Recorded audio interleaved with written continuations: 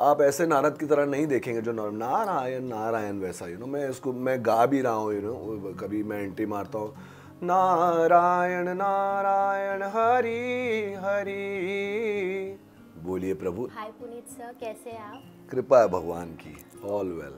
Okay, जैसे कि हम जानते हैं शिव शक्ति, तप, त्याग और तांडव बहुत ट्रेंडिंग हो रहा है कलर्स पे। और मतलब जब आपको फर्स्ट टाइम इसका जब अपीयरेंस आया तो कैसा, मतलब क्या थॉट चल रहा था? क्योंकि जब शिव नाम आता है तब वो अपने आप ही इमेजिनेशन दिमाग में चलने लगता है। क्या कहना चाहेंगे इसके बारे देखिए, एक तो शिव जी के साथ जुड़ा हुआ सीरियल था। जब मुझे कॉल आया तो पहले किसी और किरदार के लिए आया था। मैंने नॉर्मली काफ़ी अग्रेसिव और इंटेंस रोल्स किए हैं। तो जब मुझे नारद मुनि ऑफ़र किया गया, देवऋषि नारद मुनि को, तो मैं बहुत ही उत्साहित था। मैं बहुत ही खुश था कि मेरे को एक इमेज ब्रेकिंग रोल मिलेगा उस सारे रोल से। तो जो हमारे शिव हैं, आपने शिव की बात की, मैंने ऐसे शिव, मतलब एज एन ऑडियंस बोलूँ तो मैंने ऐसे शिव कभी देखे नहीं। जिस हिसाब से उन्होंने वो शून्यता मेंटेन की है, उनका सुर मेंटेन किया है, टीम वर्क, फुल काम कर रहे हैं स्वास्तिक कलर्स के लिए।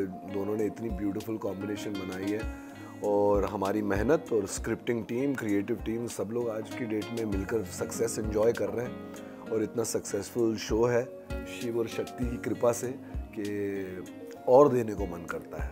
आई am really enjoying my role Narad Muni का। ओके सर, जैसे कि आपने कहा नारद मुनि, जब आपको कोई और रोल के लिए आया, अभी फिर नारद मुनि का, तो नारद मुनि का जब नाम आता है तब वो एक होता है ना चुलबुला टाइप भी कुछ एक बिहेवियर हो जाता है, और एक सीरियस भी होता है, मतलब बातें यहाँ से वहाँ करना जो है, वो किरदार आप किस तरीके से मतलब एंजॉय कर रहे हैं? क्योंकि बहुत डिफ़िकल्ट हो जाता है। इसके पहले भी हमने बहुत सारे शोज़ देखे हैं शिव के, उसको टैकल करना, उसको उसके कंपैरिजन में ऑब्वियसली कलर्स है तो उसको हाई लेवल पे लेके जाना किस तरीके से रहा आपके लिए? नारद मुनि नॉर्मली, जैसा कि आपने कहा कि इधर की उधर, एक्चुअली उनको इस ब्रह्मांड का पहला जर्नलिस्ट कहा जाता है, जो आपका काम है। यस। तो नारद मुनि को एक श्राप या वरदान मिला था उनके भाई से कि वो कहीं भी स्थिर नहीं रह पाएंगे लाइफ में। तो इनफैक्ट वो एक ऐसे कैरेक्टर है जो शिव और नारायण को भी, मैं शिव और विष्णु को भी सजेशन देते हैं, एडवाइस देते हैं। तो मैं नारद मुनि का पोर्ट्रेल, जैसा मुझे सिद्धार्थ कुमार तिवारी जी ने कहा है और मेरी क्रिएटिव टीम ने कहा और कलर्स से मेरे को फीडबैक आया, आप ऐसे नारद की तरह नहीं देखेंगे जो नारायण नारायण वैसा, मैं गा भी रहा हूँ, कभी मैं एंट्री मारता हूँ, नारायण नारायण हरि हरि, बोलिए प्रभु। तो मैं गा कर आ रहा हूँ कभी।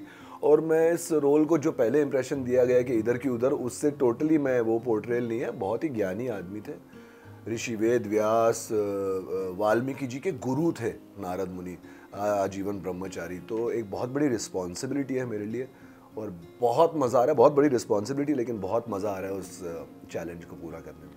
ओके सर, जैसे जब हम शूट पे जाते हैं, ड्यूरिंग लोकेशन जब जाते हैं, फिर वहाँ का माहौल कैसा रहता है? किस तरीके से आप एक्सपीरियंस करते हैं? जैसे शिव शक्ति, उनके साथ आपका कैसा बॉन्ड है, और सेट पे आपका कैसे माहौल बनता है? क्योंकि जैसे हम देख रहे हैं, मैंने बीटीएस भी देखा है, बहुत मेहनत लगती है उसके पीछे, इतने लोग रहते हैं, एक एक सीन शूट करने में, एक्सप्रेशन, हर एक चीज़ को मेंटेन रखने में बहुत सारी मतलब चैलेंजेस भी होता है, बट वो एक होता है ना शो को बेहतर बनाने का एक तरीका। बिल्कुल। उस पर क्या कहना चाहेंगे आप? आपने जैसे पहला सवाल आपका ये था, शिव और शक्ति कैसे हैं। एक तो एक्टिंग के बारे में बाद में कहूँगा, लेकिन इतने दोनों अच्छे इंसान हैं, इतनी पॉजिटिविटी हमारे सेट पर, इतना मज़ा आ रहा है। और हम नॉर्मल बॉम्बे में शूट नहीं कर रहे हैं, स्वास्तिक भूमि 2 में उमरगांव, यहाँ से 180 किलोमीटर दूर कर रहे हैं। हमारे घर परिवार को छोड़कर हम एक दूसरे घर परिवार में चले गए, ऐसा लगता है। ऐसा नहीं कि यार कोई प्रोजेक्ट शूट करने आया है। तो शिव एंड शक्ति बहुत ही ट्रिमेंडसली हार्ड वर्किंग लोग हैं,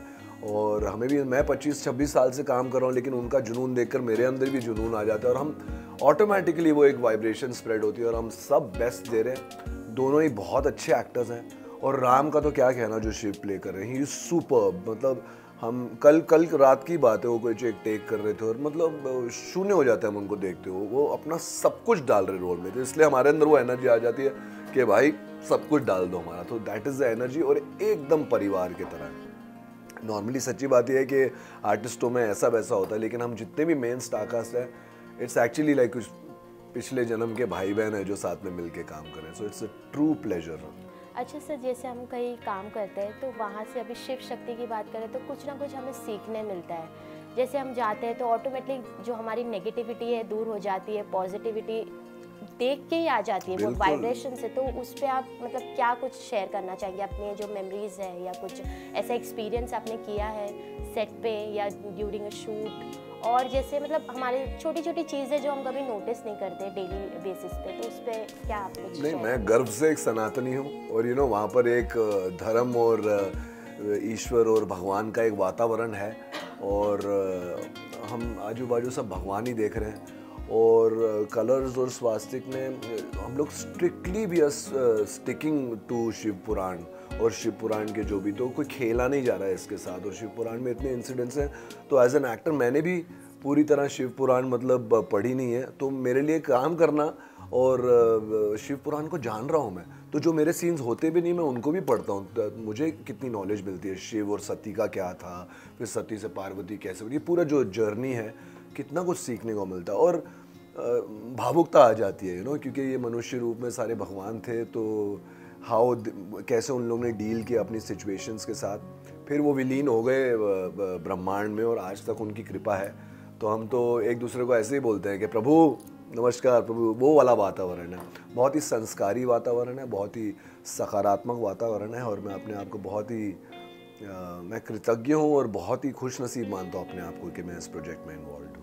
ओके सर, लास्ट मैसेज आपके फैंस और ऑडियंस को, कलर्स के जो लोग पसंद कर रहे हैं, और आपका भी पहले भी रियलिटी शोज़ हमने बहुत सारे देखे हैं, अभी आपको कुछ नए किरदार में देख रहे हैं, उन्हें आप क्या कहना चाहेंगे?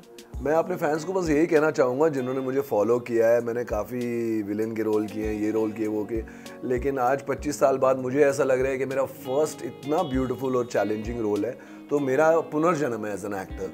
लोग मेरे जितने ऑडियंसेस हैं वो मेरे विलेन का काम लाइक करते हैं, लेकिन मुझे इतना सॉफ्ट, इतना कॉमिक और इतना लाइट कैरेक्टर जो इतना बड़ा ज्ञानी है प्ले करने को मिल रहा है। मैं बस चाहता हूँ कि सबके सब देखें, और फैक्ट ये है कि बहुत लोग देख रहे हैं, मुझे बहुत मैसेजेस आते हैं, बहुत फ़ोन आते हैं, और जैसा कि मैंने आपको कहा कि शो इतना सक्सेसफुल है ऑडियंस की वजह से, तो एक रिस्पॉन्सिबिलिटी, एक जिम्मेदारी और बढ़ जाती है, तो उसको पूरी तरह पूरा कर रहे हैं। और आप भी देखते रहिए और एंजॉय कीजिए इस शो को।